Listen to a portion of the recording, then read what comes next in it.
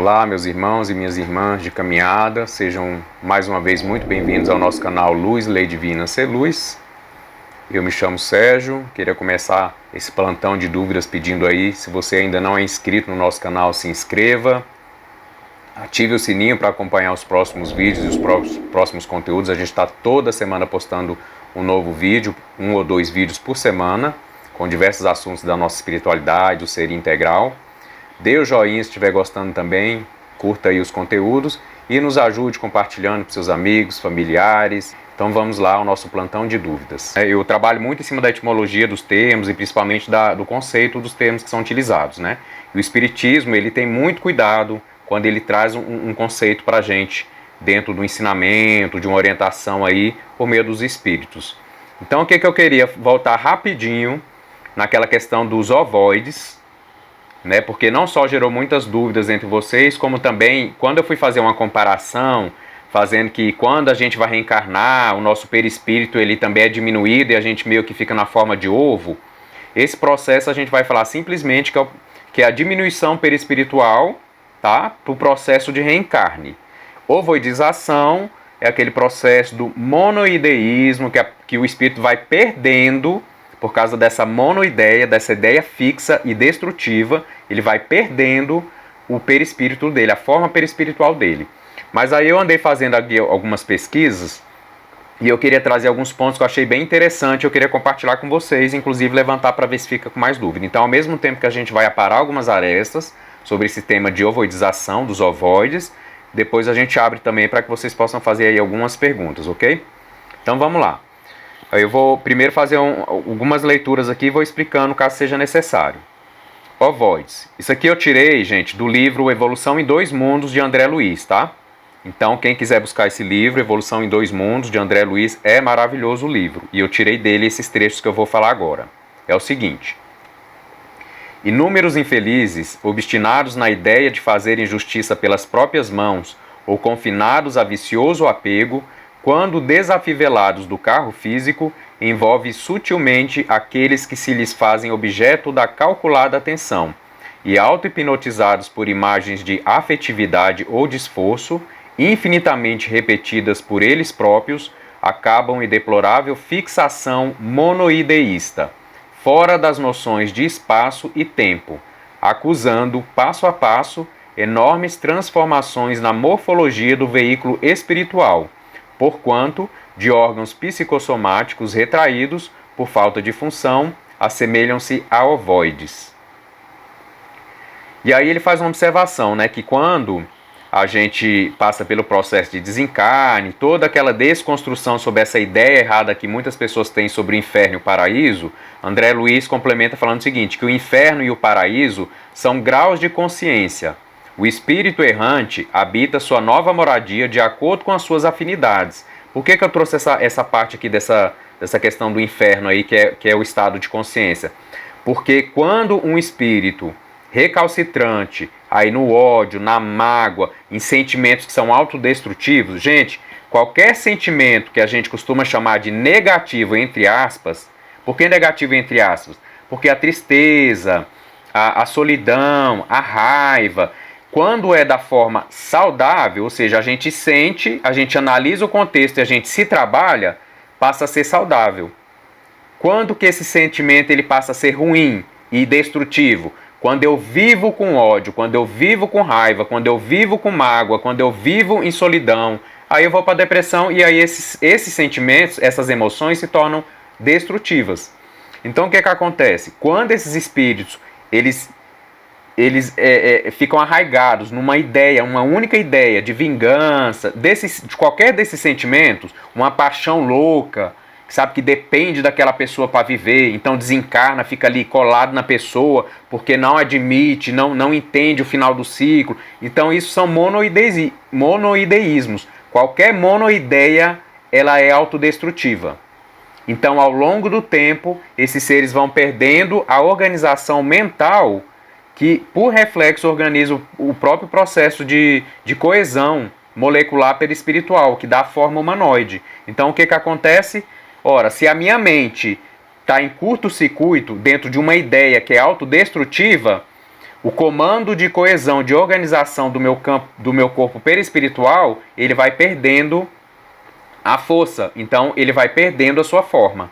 Então, por isso que é interessante a gente avaliar essa questão do inferno, porque, imagine, isso pode ser considerado um estado de inferno, que está intrinsecamente ligado ao nível consciencial daquele espírito que fez de uma ideia única, e geralmente de vingança, de raiva, de ódio, de uma paixão desmedida ou de egoísmo, egolatria, a verdade da vida dele. Então, a própria mente entra nesse curto-circuito e perde o poder, a potência de dar forma àquele ser, essa forma humanoide, que tem muito a ver com o nosso estado de consciência e com o nosso nível de evolução. Então, assim, porque o nosso perispírito, ele é muito plástico, e ele toma forma de acordo com o nosso poder mental, com a nossa organização mental. Se eu penso como um ser humano, se eu ajo como um ser humano, se eu sinto como um ser humano, então meu perispírito vai ter a forma humana. Se eu começo a pensar, entre aspas, a agir instintivamente como um bicho, como um animal, naturalmente o meu perispírito vai começar a tomar a forma de certos animais. E aí por afinidade. Animais que eu tenho mais afinidade ou animais que tragam mais aquele nível instintivo que eu estou manifestando nessa ideia recalcitrante, focada, fixada. Então é muito isso. Dando continuidade aqui. Já já eu abro para vocês perguntarem. Então a gente tem que entender que o corpo mental é que preside a formação do nosso perispírito. Corpo mental agindo, pensando, vibrando como ser humano, está refletindo no meu perispírito a forma humana. Do contrário, eu vou refletir a forma do que eu estou. Se eu estou agindo instintivamente como um bicho, raivoso, nervoso, quero matar, enfim, esse tipo de coisa, eu vou entrando num processo de autodestruição desse meu perispírito, porque a minha própria mente está dando esse comando por meio dos meus pensamentos e das minhas ações.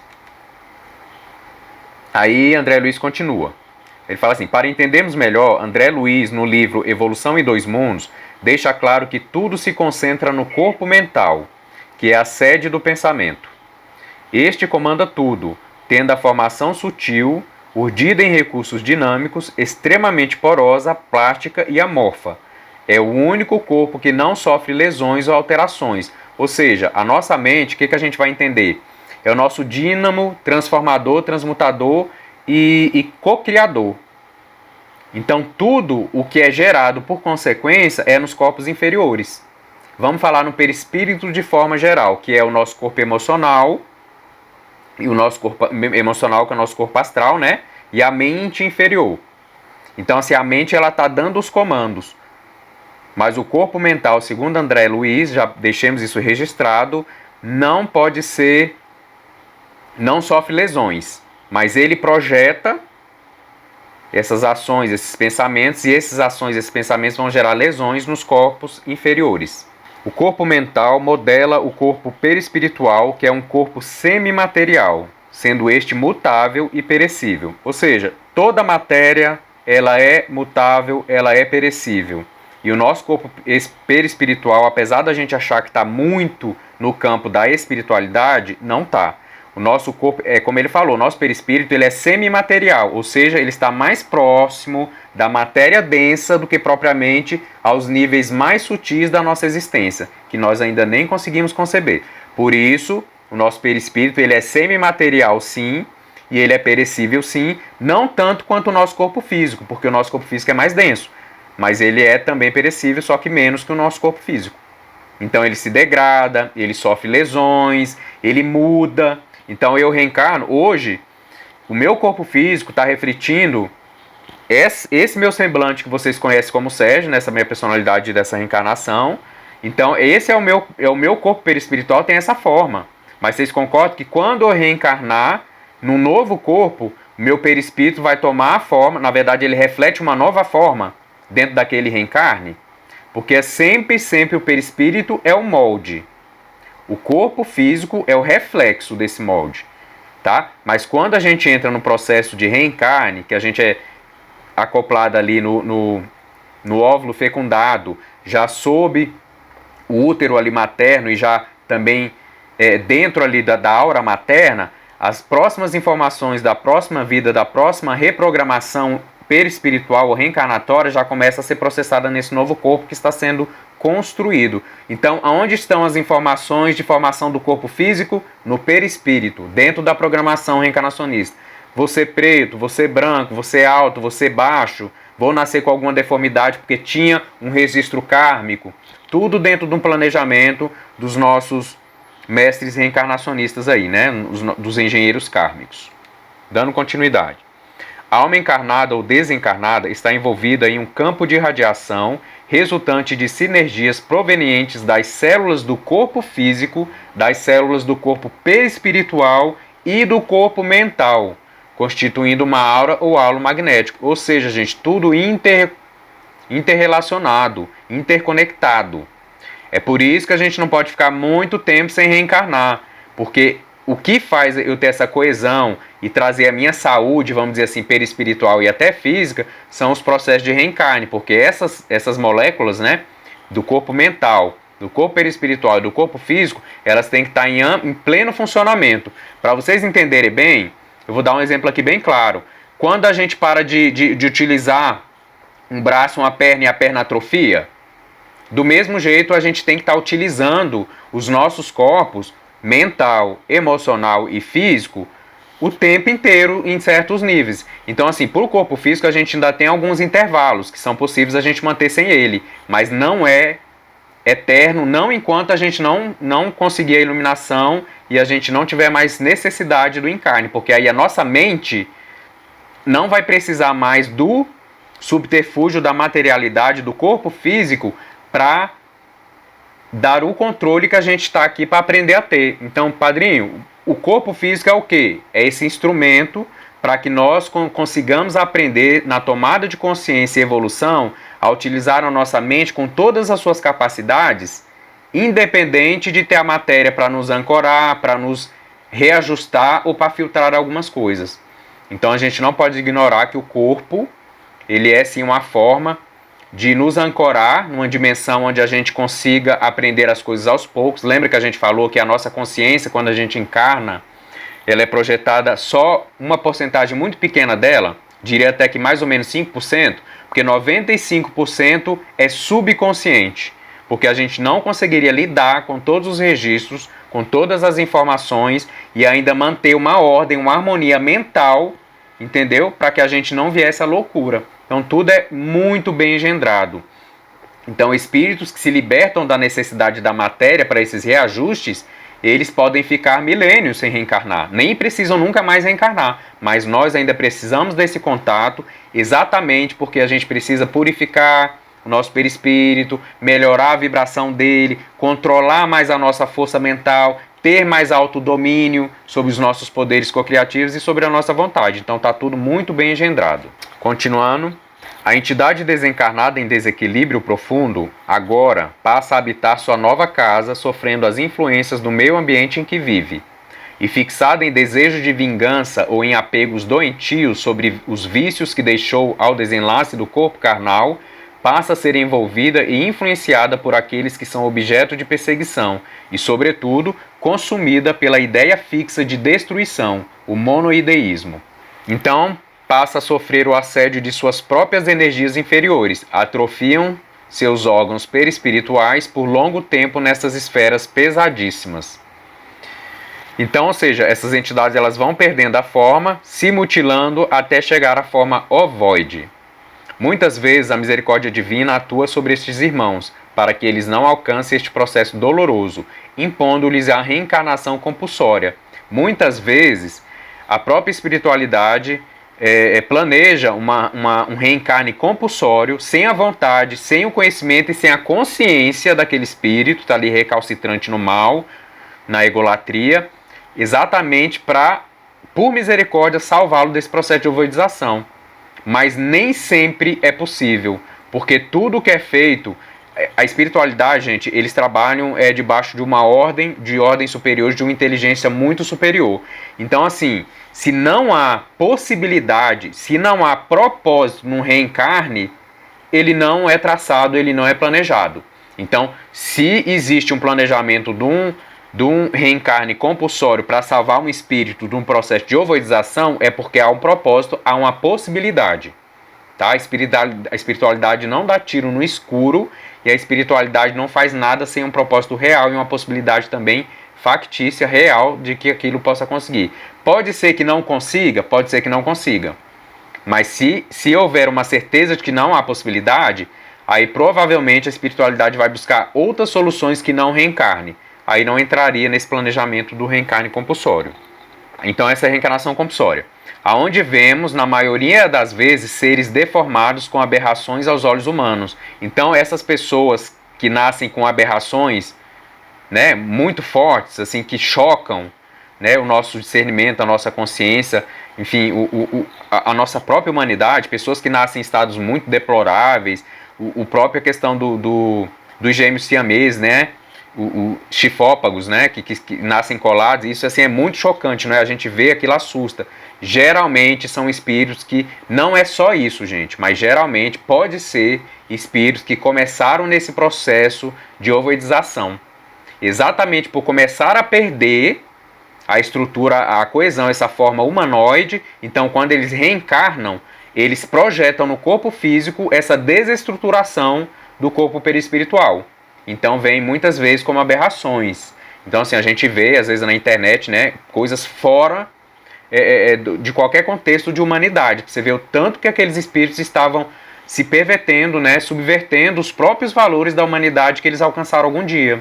Então, em socorro a eles, por misericórdia divina, a espiritualidade planeja esse reencarne compulsório, né, para que eles se esqueçam um pouquinho desse monoteísmo, possam receber o amor dos pais, nós vamos falar um pouquinho disso agora à frente, e assim se refazerem dentro dessa ideia, começar. O véu do esquecimento é uma bênção, gente, principalmente para esses espíritos, né, para dar um tempo para que ele se esqueça dessas próprias ideias e tenha uma oportunidade de recomeçar, né, ainda que seja debaixo de um sofrimento, mas um sofrimento que é mais carnal do que propriamente do que ele teria que enfrentar se a espiritualidade não agisse com essa misericórdia.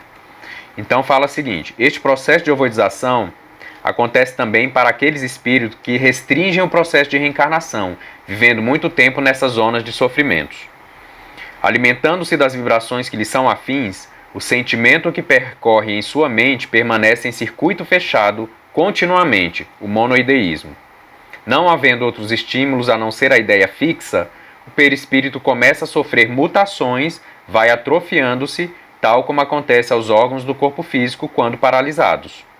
O ovoide nada mais é do que a transformação do perispírito através dos sentimentos, pensamentos e comportamentos negativos, sendo este moldado pelo corpo mental, que se adapta de acordo com a situação vivida pelo perispírito. E aí, para a gente finalizar, a gente entra naquela questão, então, que muitos obsessores se utilizam, né, desses ovoides como sanguessugas. Eles são acoplados nos nossos chakras. É uma informação que a gente ainda não tinha trazido. O que mais? Sempre é instalado no nosso corpo astral, né, no nosso corpo perispiritual. Isso pode gerar doenças graves, inclusive a processo de desencarne e também loucuras e muita dor e sofrimento, e pode durar também durante várias vidas. Em algumas situações, aí falam providência divina, né? Em algumas situações, essas gestações, gente, que são aborto espontâneo, gestações que são interrompidas no início, que esse aborto espontâneo, né, que quando acontece, algumas vezes pode ser esses ovoides que estão tendo, por misericórdia divina, uma possibilidade de ter contato com a fisicalidade mais densa para começar a purificar esse processo, para ele começar a retomar forma. Então, assim, vocês lembram que eu falei no último plantão que não tem como um ovoide, porque ele não tem forma, ele reencarnar? Mas às vezes esses contatos, por isso que existe às vezes o aborto espontâneo, que nesses processos ele tem um pouco de contato, purifica um pouquinho, aí vai para um novo processo. Entendeu? Então, assim, é uma benfeitoria da espiritualidade por misericórdia, exatamente para permitir que aquele espírito entre em processo de purificação dessas energias que são tão densas, tão densas, tão densas, que não há forma de purificar, de transmutar essas energias se não tiver contato com a carne. Então, essa é uma das formas.